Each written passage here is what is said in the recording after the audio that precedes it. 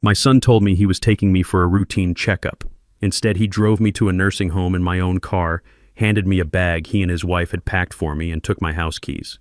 They left me in a sterile room believing they had taken everything. They thought they had won, but they made one mistake. They left me with my memories, my mind, and a plan. Before I tell you how I turned their world upside down, I want to know where you're listening to my story from. Let me know in the comments below. And please like this video and subscribe to the channel if you believe that respect for our elders is non-negotiable. The silence was the first thing that hit you. Here in the house I built with my own two hands, the silence had gotten louder since Rose passed.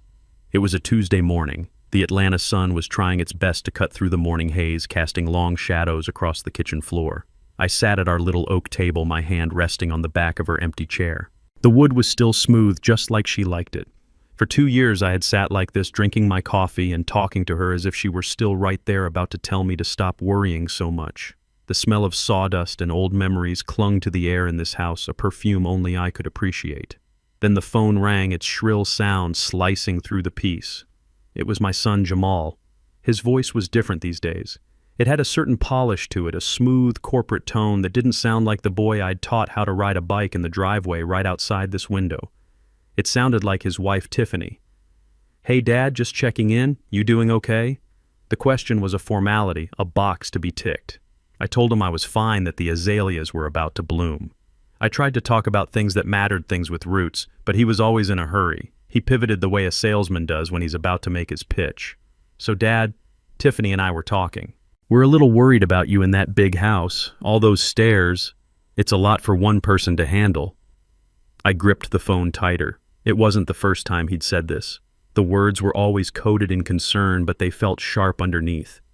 "I'm fine, Jamal. I've been managing these stairs for 40 years. He sighed, a sound of practiced patience. "I know, Dad, I know. But things are different now. We just think maybe it's time to consider some other options. For your safety." Options. That was her word. Tiffany's word. It was a sterile, impersonal word for uprooting a man's entire life, for erasing his history. I could almost hear her whispering in the background, coaching him. I thought about the back porch I added myself, the one where Rose and I would sit and watch the fireflies on summer nights. I thought about the pencil marks on the door frame in the hallway, tracking Jamal's height from a little boy to a man who now stood taller than me but somehow seemed smaller. This house wasn't just wood and nails. It was a living thing filled with the echoes of our laughter, our arguments, our lives. It was the last piece of Rose I had left. "There are no other options, son. This is my home." The line went quiet for a moment. I knew he was looking to his wife for the next line. "Look, Dad," he finally said, his voice strained. "Tiffany and I are going to come over this weekend. We can talk about it properly then. We just want what's best for you." He hung up before I could say anything else. I sat there, the dial tone buzzing in my ear. A cold feeling washed over me, a feeling that had nothing to do with the morning chill. A conversation wasn't what they wanted. They wanted a surrender. And they were coming to get it. That Saturday, their car, a sleek white SUV that looked completely out of place in my humble driveway, pulled up right on time. Jamal got out first, looking uncomfortable in a pressed polo shirt. Tiffany followed, gliding out of the passenger seat like she was stepping onto a red carpet. She wore a bright sundress and sunglasses so big they hid half her face. She was holding a large, glossy folder. My stomach tightened. I knew that folder meant business. I opened the door before they could knock. "Come on in," I said, my voice steadier than I felt. Tiffany entered with a wide, bright smile that didn't reach her eyes. "Elijah, the place looks charming," she said, her eyes scanning everything. She wasn't looking at our family photos on the mantelpiece or the hand-carved rocking chair in the corner. She was assessing, calculating. Her compliments felt like appraisals. "Such good bones, and this neighborhood is really becoming desirable." Jamal lingered by the doorway, avoiding my gaze, fiddling with his phone. He was a guest in the house he grew up in. Tiffany walked through the living room, running her hand along the back of the sofa. "You know, with a few updates, the resale value on this property would be incredible. The potential is just... wow." I didn't say anything. I just watched her, this stranger who had my son's heart and was now coming for my home. She finally settled on the sofa, patting the cushion next to her for Jamal to sit. He did like an obedient child. She opened the glossy folder. It was filled with brochures, pictures of pristine buildings with perfectly green lawns and smiling silver-haired residents. Golden Years Living, Serenity Meadows Retirement Community, Oakwood Gardens. Each page was a sterile cookie-cutter version of a life I didn't want.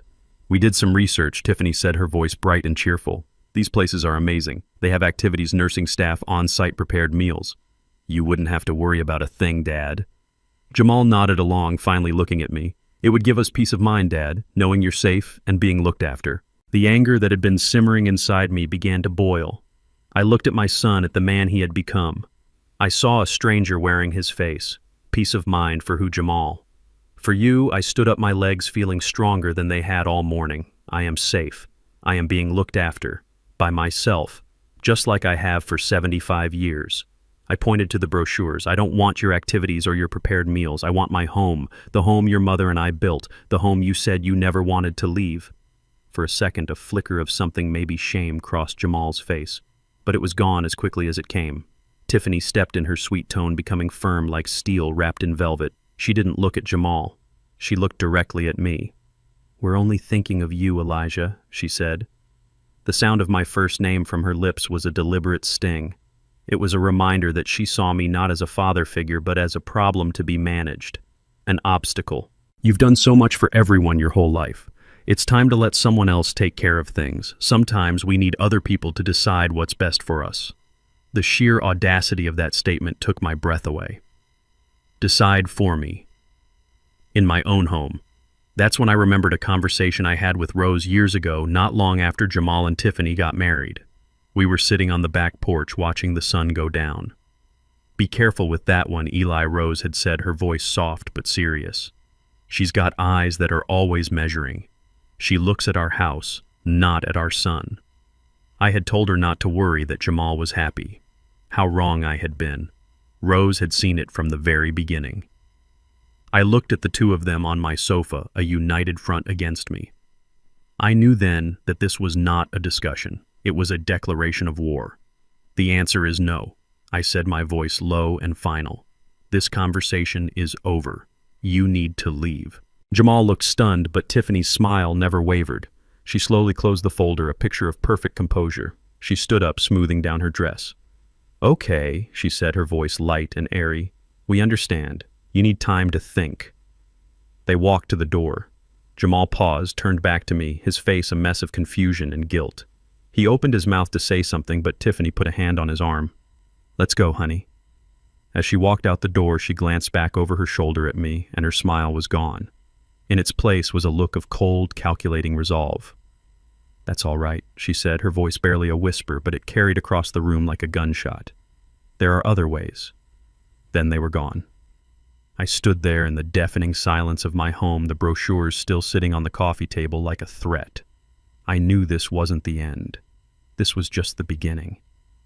And I had a feeling their other ways would be far worse than a few glossy pamphlets. The days that followed their visit were heavy with a silence that felt different. It wasn't the quiet peace of solitude anymore. It was the tense waiting silence of a battlefield before the first shot is fired. I busied myself in my workshop, the familiar scent of cedar and pine a small comfort. I tried to convince myself that I had been firm, that they had heard me. I tried to believe my son would not betray the memory of his mother. I was a fool.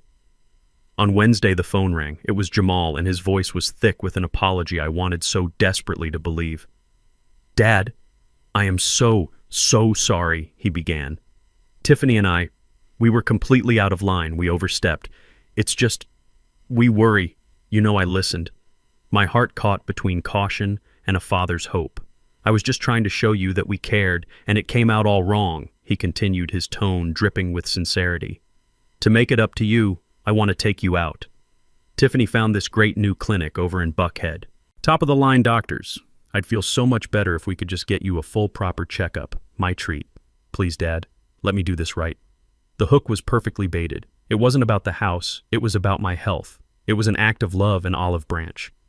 And because I still saw the little boy in the man, the boy who used to follow me around my workshop holding a toy hammer, I agreed. I chose to believe in the son I had raised, not the man his wife was shaping. That was my second mistake. He picked me up the next morning. Tiffany wasn't with him, which made the entire thing feel more genuine, just a father and son. But the car felt different. My old sedan, the one Rose and I took on road trips, felt like it was holding its breath. Jamal was cheerful, talking about sports, about a promotion at his job, about anything and everything except what mattered. I noticed we weren't heading towards the Emory Medical Campus or any of the hospital districts I knew. We were driving further out into a quieter, more residential area filled with large oak trees and sprawling brick buildings. "This is a strange place for a clinic, son," I said, a knot forming in my gut. "Oh, it's one of those new wellness centers," he said quickly, not looking at me. "Very modern, very private." He turned into a long, winding driveway. At the end of it stood a large, imposing brick building with a sign out front. The sign was carved in elegant script, but the name on it sent a chill down my spine. It didn't say clinic or medical center. It said Oakwood Gardens. It looked less like a place of healing and more like a final stop. My mind started racing. This wasn't right. "Jamal, pull over," I said, my voice low. "What is this place?" He ignored me, pulling right up to the grand entrance. "Come on, Dad. Our appointment is at 10. He got out of the car, his movements stiff and unnatural. He wouldn't look at me. I knew then. I had walked right into the trap. The moment we stepped through the automatic glass doors, the smell hit me. A sterile chemical scent of antiseptic mixed with something else. Something faintly of decay and resignation. The lobby was vast and dimly lit, polished floors reflecting the pale light from high windows. A few elderly people sat slumped in armchairs, their gazes distant and unfocused. A woman in a wheelchair stared blankly at a television that wasn't on. The only sound was the squeak of a janitor's cart somewhere down a long hallway. This wasn't a place of wellness. It was a place of waiting. Waiting for the end. And then I saw Tiffany. She was standing by the reception desk, smiling, holding that same glossy folder from the other day. She waved at us, a bright, triumphant little wave. My blood ran cold. She walked over her heels, clicking on the linoleum. "See, isn't it lovely?" she said, her voice echoing in the oppressive quiet. I turned to my son who had driven me here under a lie. "Jamal." The word was a plea, a demand, a cry of a broken heart all at once. "What is this? What have you done?" He flinched, finally looking at me, and in his eyes I saw not malice but the pathetic cowardice of a man who had sold his soul and was ashamed of the price. He couldn't answer. Tiffany answered for him. She stepped up to the receptionist, a young woman with tired eyes, and placed the folder on the counter. Her smile was blinding. "Good morning," she said. "We're here to check in Mr. Monroe." The world seemed to tilt on its axis. The air left my lungs. I grabbed Jamal's arm, my grip surprisingly strong. "No," I said, my voice trembling with a rage I hadn't felt in decades. "Jamal, you tell her. You tell her we're leaving. Right now." He just stood there, frozen, a statue of a son. Tiffany turned back to me, her smile gone, replaced by a look of condescending pity. She placed a hand on my shoulder and I shook it off like it was on fire. "Now, Elijah, let's not make a scene," she said, her voice low and sharp. "This is for the best. We've handled everything." She slid the folder across the counter to the receptionist. "The paperwork is all in order." Through the plastic cover I saw a document, a medical power of attorney, and I saw my own signature at the bottom from years ago after a small surgery. A document I had signed in trust, a tool I had given my son to protect me, now being used as a weapon to imprison me. They had it all planned. Everything. They had a room waiting. A nurse appeared holding a small duffel bag. My duffel bag. I recognized the scuff marks on the leather. They had packed my things. They had gone into my home, through my drawers, and packed a bag for my own exile. That was the final, most intimate betrayal. The nurse tried to lead me down the hall, but I stood my ground. I looked at Jamal one last time. "Your mother," I choked out. "Your mother would be so ashamed of you." For the first time, a tear welled in his eye, but he did nothing. Tiffany stepped between us. She held out her hand. "The keys, Elijah. The house and the car. We'll keep them safe for you." It wasn't a request. I didn't move. Jamal reached into my jacket pocket, his hands shaking, and pulled them out. The keys to my life. He placed them in his wife's waiting palm. She closed her fingers around them, a look of pure victory on her face. They led me to a room at the end of a long, quiet corridor. It was small, painted a pale, lifeless yellow. It had a bed, a small dresser, and a window with a view of a brick wall. The nurse put my bag on the bed. "You can get settled in. Lunch is at noon." Jamal mumbled something about visiting soon, about this being the right thing to do. Tiffany just smiled. "We'll manage everything from here," she said. Then they left. The door clicked shut behind them, the sound of a lock sealing my fate. I stumbled to the window. I was just in time to see them walk out the front entrance. Tiffany was laughing, tossing my car keys in the air and catching them. My car. She got into the driver's seat, Jamal got in the passenger side, and they drove away. They drove away in my car from the prison they had built for me to go live in the home I had built with my wife. The shock finally gave way, and a wave of despair so heavy it felt like drowning washed over me. I sank onto the hard mattress, the fight completely gone from me. They had won. I don't know how long I sat there. An hour, maybe 2. The pale yellow walls seemed to be closing in.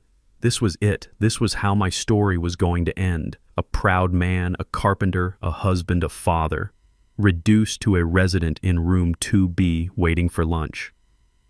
Then I thought of Rose. I thought of her in the final months when the sickness was trying to steal her from us. She never once complained.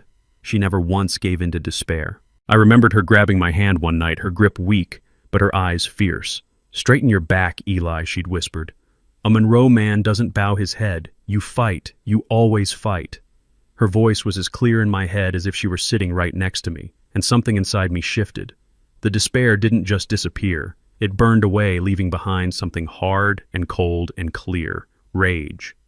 But it was a quiet rage, a focused rage. They thought they had buried me, but they had only planted a seed. They had been thorough. They took my keys, my car, my home.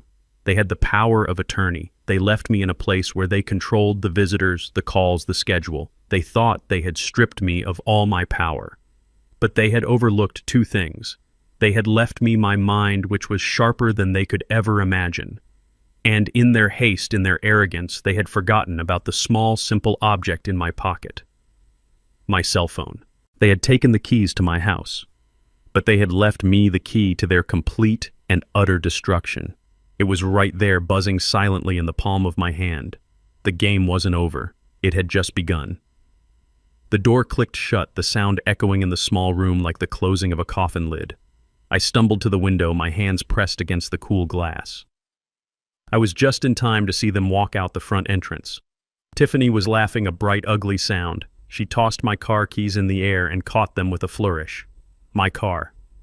The old Buick Rose and I had taken on a dozen road trips, the car I polished by hand every other Saturday. She slid into the driver's seat, the place that had only ever belonged to me or Rose. Jamal got in the passenger side, his head bowed, and then they were gone.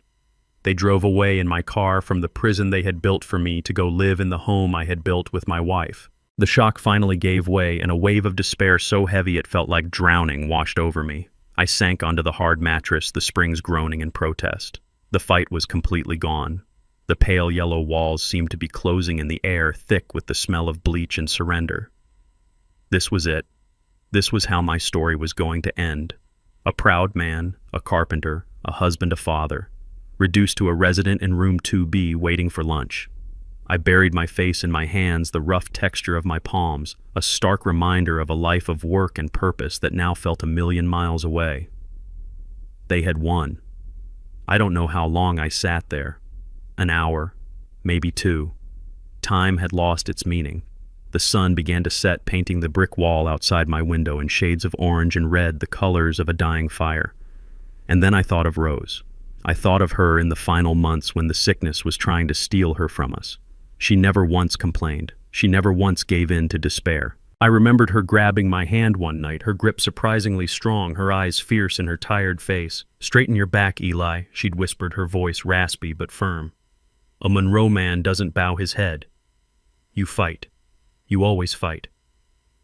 Her voice was as clear in my head as if she were sitting right next to me. A jolt went through me, sharp and clean. I lifted my head and straightened my back. The grief was still there, a deep, aching wound for the son I had lost. But something else was rising through it.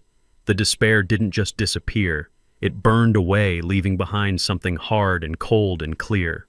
Rage. But it was a quiet rage, a focused rage. The fire in my chest hadn't gone out. It had just banked low, turning into a hot, patient coal. They thought they had buried me, but they had only planted a seed. I stood up and began to pace the small room, my mind for the first time in days working with sharp, cold clarity. They had been thorough. They took my keys, my car, my home. They had the power of attorney. They left me in a place where they controlled the visitors, the calls, the schedule. They thought they had stripped me of all my power, leaving me as helpless as a child. But they had overlooked two things. They had left me my mind, which was sharper than they could ever imagine. And in their haste, in their arrogance, they had forgotten about the small, simple object in my pocket, my cell phone. I pulled it out. The screen lit up a beacon in the dimming room. They saw a tired old man. They didn't see the carpenter who knew how to measure twice and cut once. They didn't see the man who knew that to build something strong, you first need a solid plan. I was not a prisoner. I was a craftsman. And this was just a new kind of project. I needed tools. I needed allies. My mind flashed back to the chaotic check-in, the faces in the lobby, the staff. Most were busy, their expressions professional but distant. But there was one. A young nurse, the one who brought my bag to the room. Her name tag said Imani. When she had looked at me, her eyes weren't filled with the pity I saw in the others. They were filled with a quiet understanding, a flicker of empathy. That was a start. I opened my contact list, my thumb scrolling past the names of old friends, neighbors, family members who didn't know what had happened. Then I saw the name I was looking for. Marcus Thorne, attorney at law. My friend for over 30 years, a man as sharp as a freshly honed chisel, a man Rose had trusted completely. A plan began to form not all at once but in pieces, like fitting together the joints of a fine piece of furniture. It was a long shot full of risks. But it was a plan. It was a weapon. They had taken the keys to my house, but they had left me the key to their complete and utter destruction. It was right there, buzzing silently in the palm of my hand. The game wasn't over. It had just begun. The next morning, the sun rose on a different man. I was still in room 2B. The pale yellow walls were still my cage, but the man inside it was no longer a prisoner. He was a general, and this sterile, quiet facility was my command center. The first rule of any good strategy is to understand the terrain and the enemy. So I began to play the part they had assigned to me. I became Resident Monroe. When they brought the bland, lukewarm oatmeal, I ate it without complaint. When they handed me a small paper cup with my morning pills, I swallowed them with a nod. I was quiet, compliant, and slow in my movements. To the staff, I was just another old man fading into the routine. To them, it was surrender. To me, it was camouflage. My primary target was Imani. I watched her. She moved differently than the other nurses. They were efficient, which I respected, but they were hurried. They saw tasks, not people. Imani saw people. She would pause for an extra second to adjust a pillow. She would make eye contact. She listened. For 2 days, I said nothing of my plan. I simply engaged her. I asked her where she was from.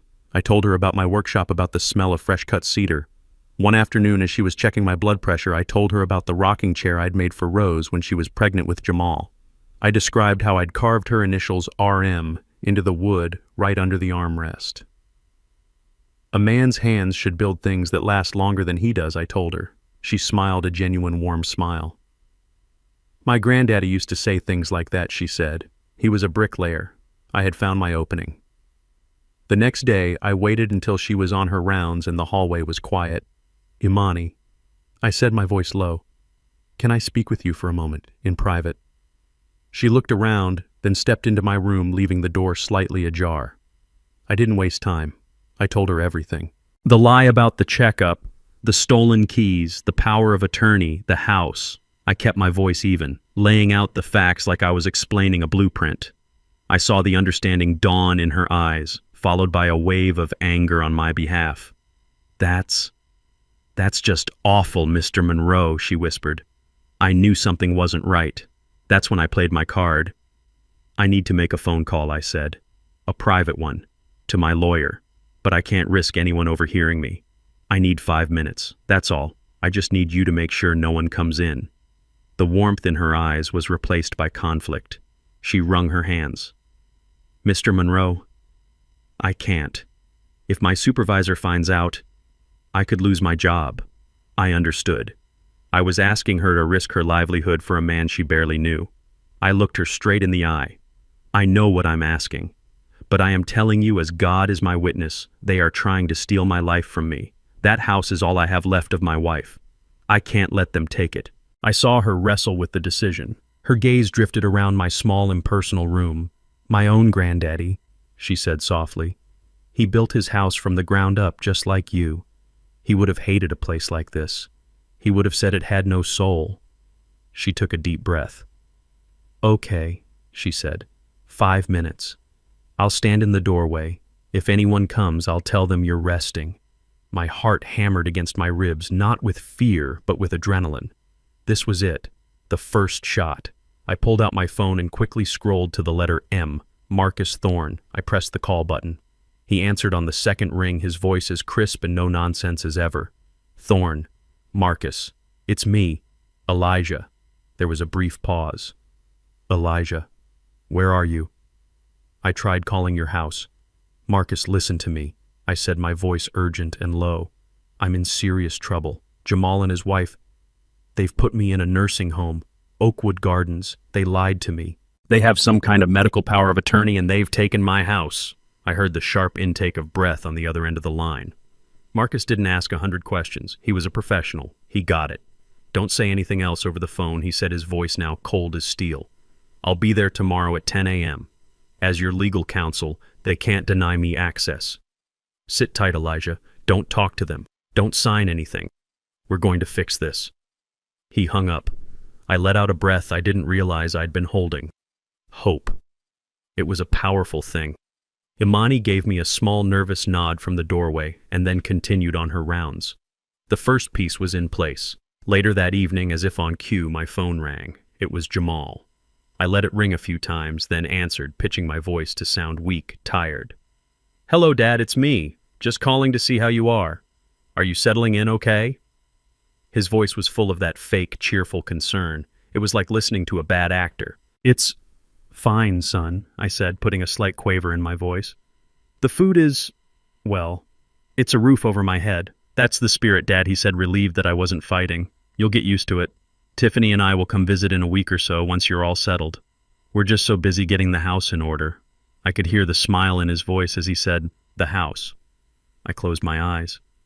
That's fine, son, I whispered. You do what you need to do. I hung up the phone. The curtain had just gone up on my little play. He heard a frail old man giving up. He had no idea he was talking to a general on the eve of battle, and my attorney was coming in the morning. The night was long, but for the first time in what felt like an eternity, I didn't feel alone in the dark. I felt Rose's fighting spirit next to me, and I felt the promise of Marcus's arrival. The next morning I was awake before the sun. I went through the motions of their routine, but my mind was 1,000 miles away, plodding, waiting. 10 o'clock. I watched the second hand on the cheap plastic wall clock tick closer. At precisely 10:01 I heard it, raised voices from down the hall. I went to my door, pressing my ear against the cool painted wood. I could hear Tiffany's voice, sickly sweet, but with an edge of hardened steel. I'm sorry, but he's resting. He's not accepting any visitors today. Then I heard a voice that cut through the years, deep, calm, and unshakable. It was Marcus.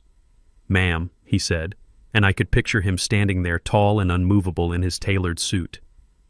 I am not a visitor. I am his legal counsel. Denying an individual access to their attorney is a serious violation of their rights. I can explain the specific statutes to you, or you can step aside. There was a moment of shocked silence. Tiffany wasn't used to people who didn't bend to her will. I heard her stammer something, but the authority in her voice was gone. A few seconds later, there was a firm knock on my door. I opened it to see Marcus standing there, his briefcase in hand. His face was a mask of professionalism, but in his eyes I saw the righteous anger of a loyal friend. Behind him, Tiffany stood fuming. Her arms crossed, her perfect smile replaced by a venomous glare. Marcus walked into my room, and the entire atmosphere shifted. It was no longer a cage, it was a courtroom, and my trial was about to begin. He closed the door, firmly shutting her out. We sat in the two uncomfortable chairs by the window. I didn't waste time with pleasantries. I laid out the whole ugly story from the first phone call about the stairs to the moment Jamal pulled the keys from my pocket. I kept my voice steady, reporting the facts without emotion like a witness on the stand. Marcus listened without interruption, his hands steepled in front of him. He nodded slowly, his gaze never leaving mine. When I finished, the silence in the room was heavy. They were arrogant, he finally said, his voice a low growl. And greed makes people sloppy. They made a critical mistake, Elijah. He leaned forward, tapping his pen on his briefcase. That medical power of attorney, it's a powerful document. It allows Jamal to make decisions about your health care if you are incapacitated. But that's all it does. It gives him zero, and I mean zero, authority over your finances, your property, or your assets. As long as you are of sound mind and you are as sharp as you were 20 years ago, he can't sell your house, he can't touch your bank accounts, he can't do a thing. A wave of relief washed over me, so powerful it almost buckled my knees. It was the first glimmer of daylight I'd seen since this nightmare began. So, what do we do? I asked. Marcus opened his briefcase with two sharp clicks. The sound was like a judge's gavel. We don't just defend Elijah, we attack. We don't just block them, we remove the entire chessboard. He laid out the plan, each step a hammer blow against their scheme. First, he said, pulling out a document. You are going to sign a new durable power of attorney. This one is comprehensive. It covers everything financial, legal, property. And you are going to appoint me as your agent. The moment you sign this, it revokes and supersedes any and all previous documents. Jamal's medical POA will be worthless. He slid the paper and a pen across the small table. Second, with that authority, I am going to contact a trusted real estate agent first thing this afternoon. We're going to list the house for a quick sale. Cash buyer, no contingencies. We might take a small hit on the price, but we'll have it sold and closed before they even know what's happening. My mind reeled. Sell the house, the home Rose and I built. It was a painful thought, but I understood the ruthless logic. It was the only way. And the money, I asked. Third, Marcus said, his eyes glinting. The proceeds of the sale will not go to your current bank account, which they might try to access. They will be deposited directly into a new irrevocable trust that I will establish in your name. You will be the sole beneficiary. They won't be able to touch a single penny of it. We are going to build a fortress around you, my friend. As he was speaking, he paused, a softer look coming over his face. He looked at me, not as a client, but as a friend. You know, Rose pulled me aside at your 50th anniversary party, he said, his voice quiet. The whole place was full of music and laughter. She grabbed my arm and said, Marcus, you promise me. If anything ever happens to me, you look out for my Elijah. He's a strong man, but his heart is too soft for his own good. I told her I would. He looked down at the papers. I'm just keeping a promise, Elijah. Tears welled in my eyes. It wasn't just about the house or the money anymore. It was about honoring her. It was about being the man she knew I was. Let's do it, I said, my voice thick with emotion. I needed a witness. I told Marcus to wait a moment. I stepped into the hall and found Imani. I asked her if she would be willing to act as a legal witness for a document. She saw the papers in Marcus's hands, saw the look on my face, and simply nodded.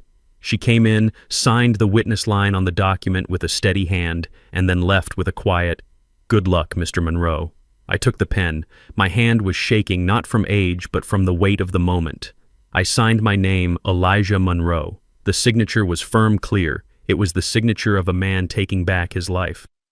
Marcus gathered the documents, his movements efficient and purposeful. The fight has begun, Elijah, he said as he stood to leave. Now you just need to keep playing your part. Be weak.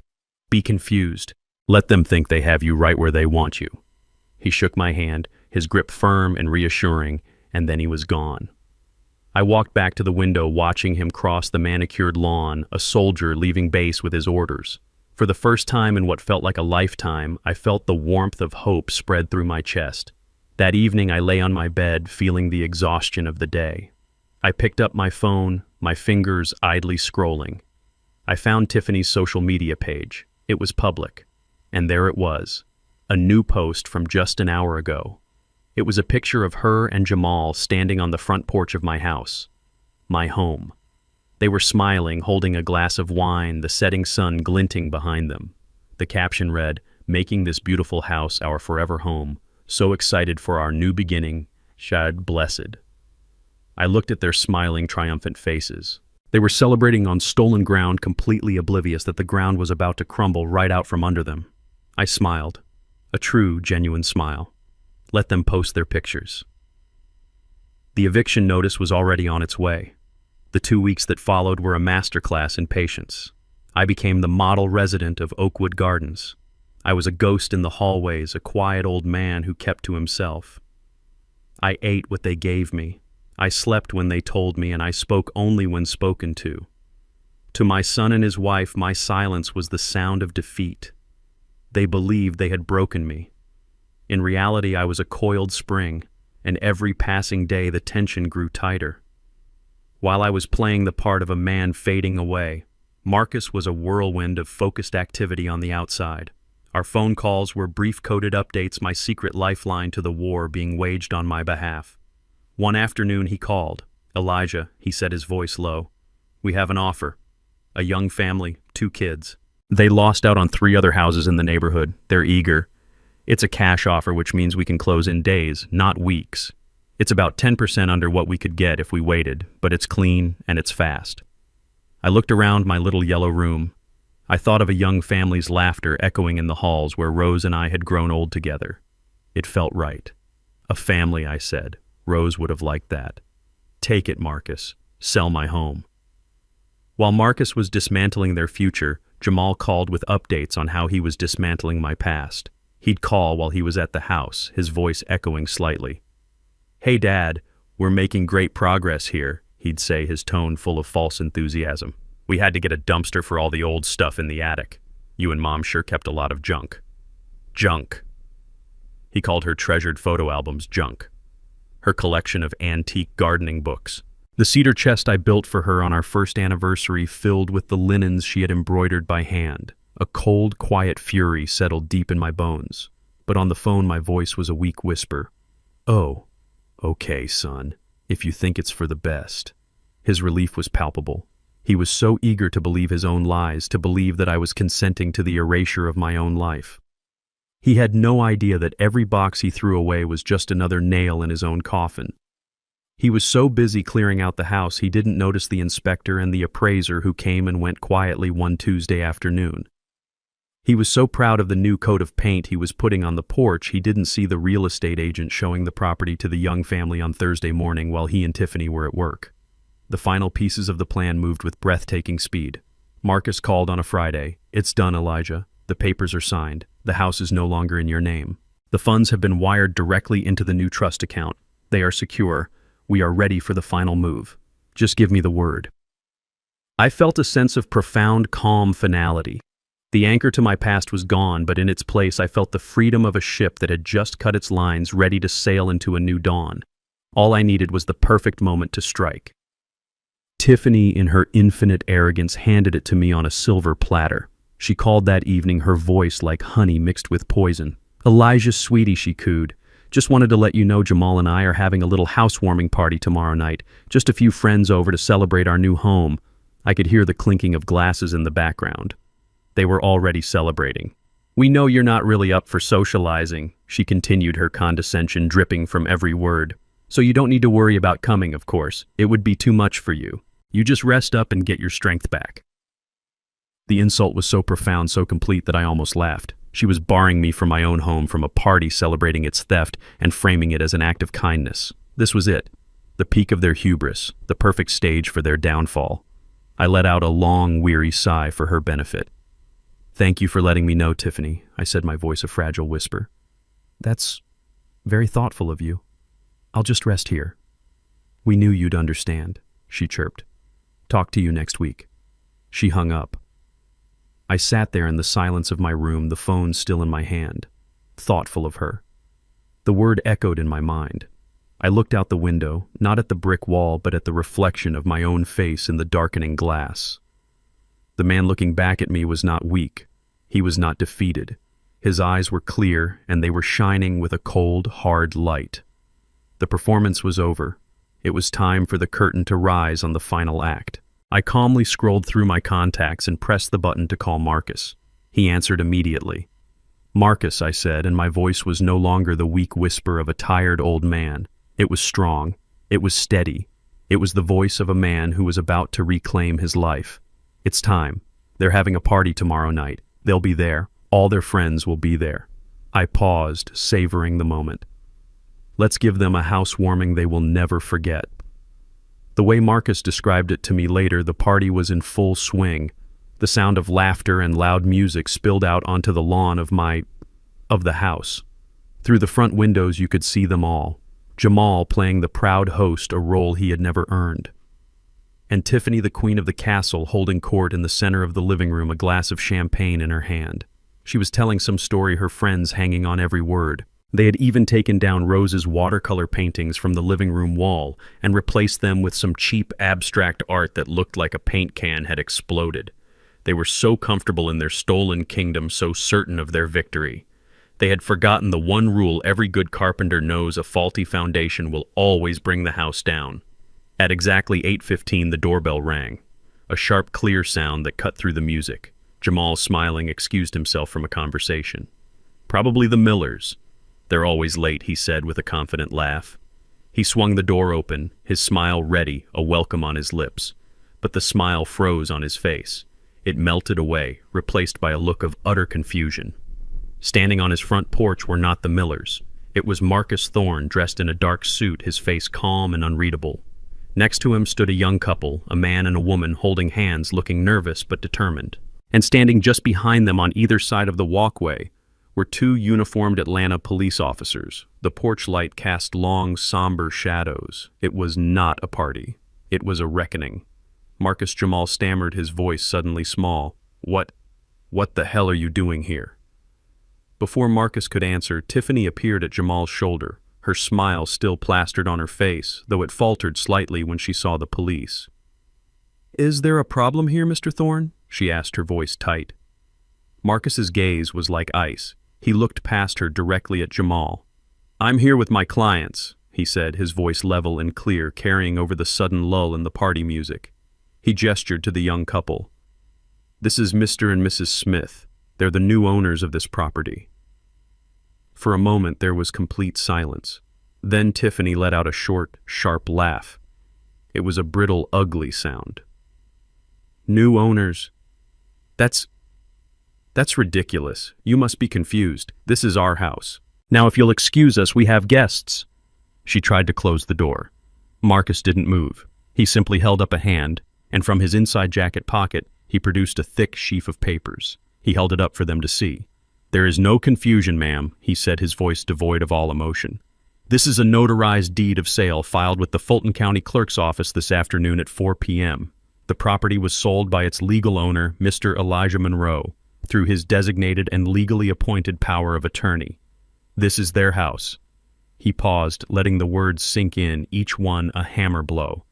"Which means you, your husband, and all of your guests are trespassing." The color drained from Tiffany's face. Jamal looked like he had been physically struck, his mouth hanging open, his face a mask of disbelief. The guests inside, who had been watching the scene unfold, fell completely silent. The music was the only thing still making a cheerful sound, a grotesque counterpoint to the horror dawning on their faces. Tiffany found her voice first. It wasn't a voice of reason, it was a shriek. "No, you can't. That's impossible. This is our home. I'll sue you. I'll sue all of you." The younger of the two police officers stepped forward. He was calm, professional, his voice radiating an authority that could not be argued with. "Ma'am," he said, "this appears to be a civil matter that has been legally executed. Our presence here is simply to keep the peace. Right now the Smiths are the legal owners, and they wish for you to vacate their property. You need to gather your personal belongings and leave. Now." The collapse was total and immediate. It was like watching a dam break. Jamal just stood there shaking his head, mumbling, "No, Dad wouldn't. He wouldn't." Tiffany completely unraveled. She screamed at the police, she screamed at Marcus, she screamed at the Smiths. But it was the screaming of a powerless rage. Her friends, the ones who had been laughing at her stories moments before, began to back away, grabbing their purses and jackets, avoiding her eyes. They scurried out the back door, melting into the night, abandoning their queen. The officers were patient, but firm. They escorted a weeping, hysterical Tiffany and a completely broken Jamal through the house as they grabbed a few essential items. They walked past the half-eaten food, the abandoned glasses of champagne, the ruins of their victory party. The walk from the living room to the front door was the longest walk of their lives. They were forced to exit the house under the watchful eyes of the police, the new owners and half a dozen neighbors who were now peering out their windows, drawn by the commotion. They stood on the sidewalk, bathed in the cold, unforgiving glow of a streetlight. A moment ago, they were masters of the castle. Now they were homeless. Marcus gave a polite nod to the Smiths, who cautiously stepped over the threshold into their new home. Marcus told me later that his last image of them was of Tiffany, her face streaked with tears and makeup, screaming at Jamal, blaming him while he just stood there, a hollowed-out man staring at the front door of the house that was no longer his. When Marcus called me and told me all of this, I didn't cheer. I didn't feel a rush of vengeful joy. I simply closed my eyes and breathed out a long, slow breath. It was the quiet, deep satisfaction a carpenter feels not when he drives the final nail, but when he steps back and sees that the house he has built is perfectly level, solid, and standing right on its foundation. Order had been restored. The same night they were cast out onto the street, I was packing my own small bag. There was no drama, no shouting. Marcus had arranged everything. I walked out of the front doors of Oakwood Gardens, not as a discarded old man, but as the architect of my own life. I said a quiet goodbye to Imani, thanking her for her courage and her kindness. I didn't tell her what was coming. I wanted it to be a surprise. I stepped into the back of a waiting car, arranged by Marcus, and as we pulled away, I didn't look back. There was nothing left for me there. Marcus told me they stood on that sidewalk for nearly an hour, a pathetic spectacle under the streetlights. Their friends had vanished. The neighbors had retreated behind their curtains. It was just the two of them, their dream turned to ash in a single evening. The anger, he said, came first, directed at everyone but themselves. Then the blame started. Tiffany accused Jamal of being weak, of not handling me properly. Jamal accused her of being greedy, of pushing him into a corner. The foundation of their partnership, built on the shifting sands of what they could get from me, crumbled the moment the treasure was gone. They ended up at a cheap motel, the silence between them more damning than any argument. The next morning, a furious Jamal stormed into the lobby of Oakwood Gardens demanding to see me. The receptionist, the same one who had checked me in, looked at him with a placid professional calm. "I'm sorry, sir," she said, checking her computer. "Mr. Monroe was discharged yesterday evening." The look on his face, Marcus said, was a picture of pure, impotent rage. He had come for a fight, for a confrontation, only to find the battlefield empty. He had lost, and he didn't even know how. That's when he made the call he should have made in the first place. He called my lawyer. Marcus said he didn't even say hello. The voice on the other end was just a raw scream of entitlement. "Where is he? Where is my father's money? What did you do with it? Marcus, let him vent. Let the storm break."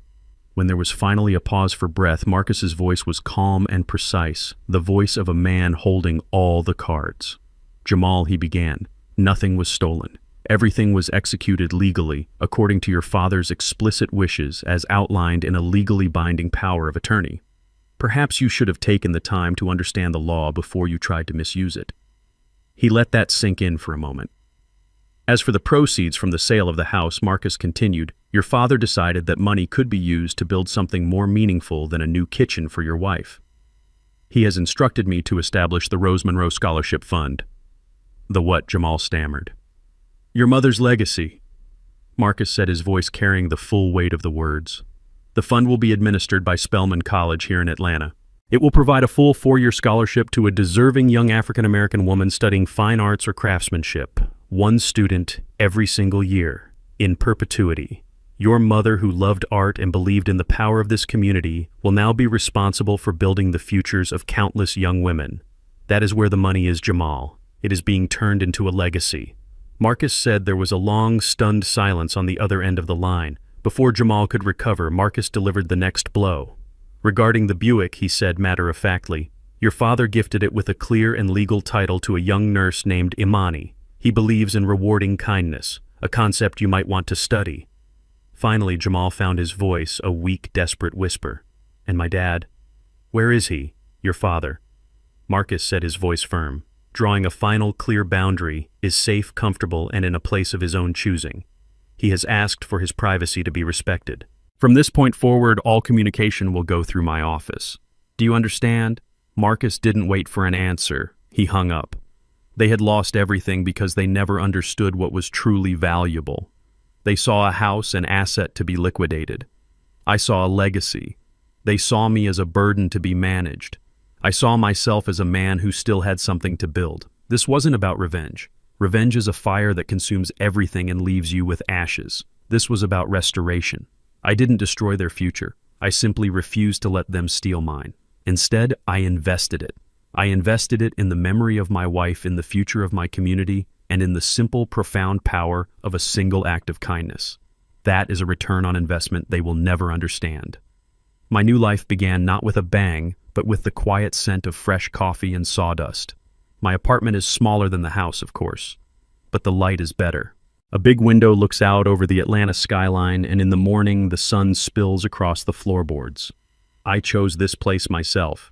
Every piece of furniture, every picture on the wall is here because I wanted it to be. There is no greater luxury than the freedom of choice. Most days you can find me here at my small workbench by the window. My hands, which they thought were too old and frail to be of any use, are busy again.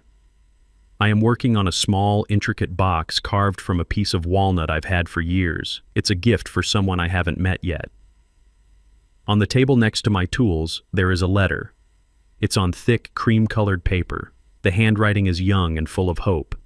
It's from the first recipient of the Rose Monroe Scholarship Fund. Her name is Anissa. She writes that she is the first person in her family to go to college.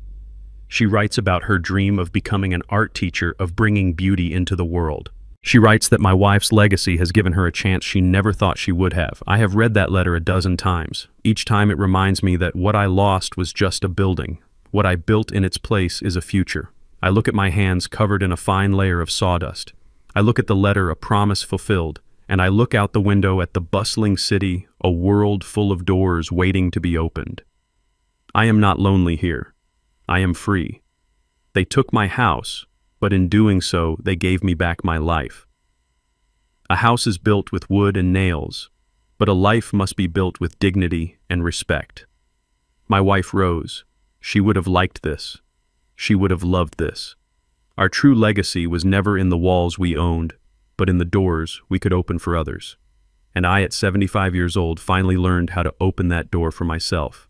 Thank you for listening to my story. If it resonated with you, please like this video, subscribe to the channel, and share your own thoughts on family and legacy in the comments below. Your voice matters. This story teaches us that true strength is not loud, but quiet, patient, and often underestimated. It reveals that our greatest assets are not material possessions, but our integrity, our minds, and the legacies we choose to build. Elijah's victory wasn't in punishment, but in transformation, turning a source of greed into a wellspring of hope for future generations. It is a powerful reminder that we must never allow others to define our worth or write our final chapter. True power lies in reclaiming our own narrative with dignity and ensuring our life's work builds something that will outlast us. What did you think of the way Elijah created his final legacy? Share your thoughts in the comments below.